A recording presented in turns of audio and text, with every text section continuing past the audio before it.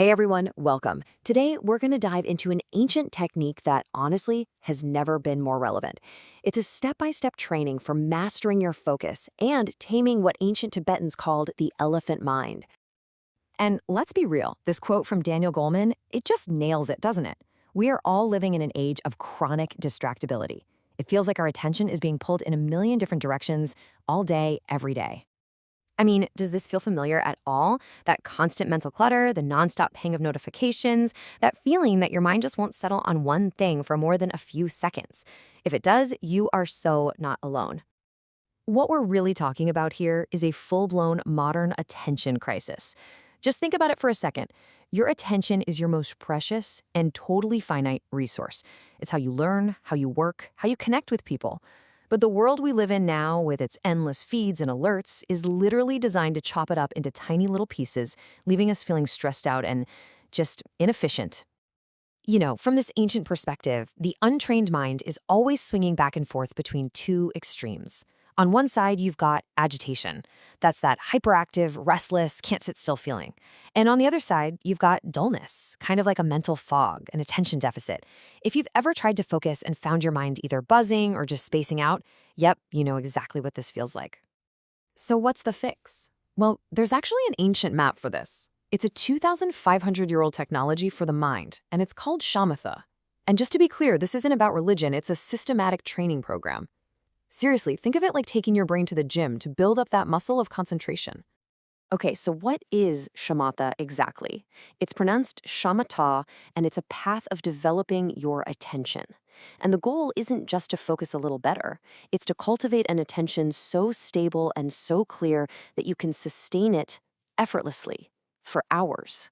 I mean, can you imagine having a mind that's not just focused, but calm, stable, and completely at your service? Now, to make this whole process way easier to grasp, the ancient masters came up with this brilliant visual metaphor. It's the story of a monk, a wild elephant, and a very mischievous monkey. This one image basically maps out the entire path. All right, so let's meet the key players in this little drama happening inside your head. The elephant, that's your mind. It's powerful, but it's totally wild and untrained. The monkey, oh, that's your distractions, that constant mental chatter that leads your mind all over the place. The monk, that's you, your conscious, willful attention, trying to get a handle on things. And that flame they're carrying, that's the energy and effort it takes to stay on track. So this whole journey of taming the elephant mind is broken down into 9 specific stages. But to make it simpler, we can just think of them in 3 main phases. It's a really clear step-by-step process that shows you exactly where you are and what's coming next. Okay, this is where it gets really cool, because the whole story is told visually.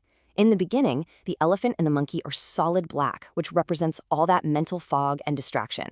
They're running wild, and the monk is just struggling to keep up. But then, in the middle phase, you start to see progress. The monk gets a little more control, and you can see the animals start turning white from the head down. The monkey isn't leading the charge anymore.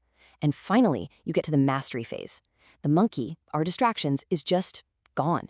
And the elephant is completely white, symbolizing a purified, powerful mind just resting peacefully right next to the monk. So where does this all start? Well, stage 1 is probably going to feel really familiar. This is where you sit down, you try to focus, and your attention lasts for, maybe a few seconds before that elephant mind just wanders off completely. If you've ever had that immediate thought of, I can't do this, that's it. That's the starting line. And it's where everybody begins. Then you get to stage 4, and this is a huge milestone. Imagine this. For an entire meditation session, you never completely lose track of what you're focusing on.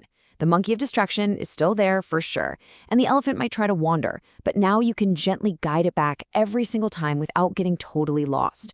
It's a massive shift in control. And the culmination of all this training? Stage 9. This is where the mind becomes so stable, so clear, that focus is just effortless. We are talking about a state of balanced attention that you can sustain not for a few minutes, but for hours on end. The elephant is fully tamed, totally calm, and ready to serve you. So let's just step back and look at the transformation here. Your mind goes from being wild and chaotic, jumping all over the place like that monkey, which is incredibly tiring, to being stable, serviceable, and effortlessly focused. It's a fundamental shift from a state of mental exhaustion to one that's actually energizing and peaceful. But here's the thing, and this is so important. This isn't just about getting good at meditating. This is about unlocking your untapped potential. It's about upgrading your entire operating system. Because when your attention is trained, it makes every single thing you do better. And the benefits in your actual day-to-day life? They're huge. We're talking about deeper learning and creativity, because a settled mind can finally see connections it missed before. We're talking about better listening and communication, which can transform your relationships, enhance performance at work, more emotional balance, and honestly, just a richer, more vivid experience of your own life. This training touches everything. You know, this isn't some new age idea. The founder of modern psychology, William James, he put it perfectly. He said that the ability to bring a wandering attention back again and again is the very root of judgment, character, and will. It's the foundational skill that everything else in our life is built on. So what this ancient map really gives us isn't just a way to focus.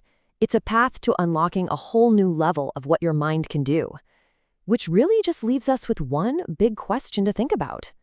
What is the true potential of your mind?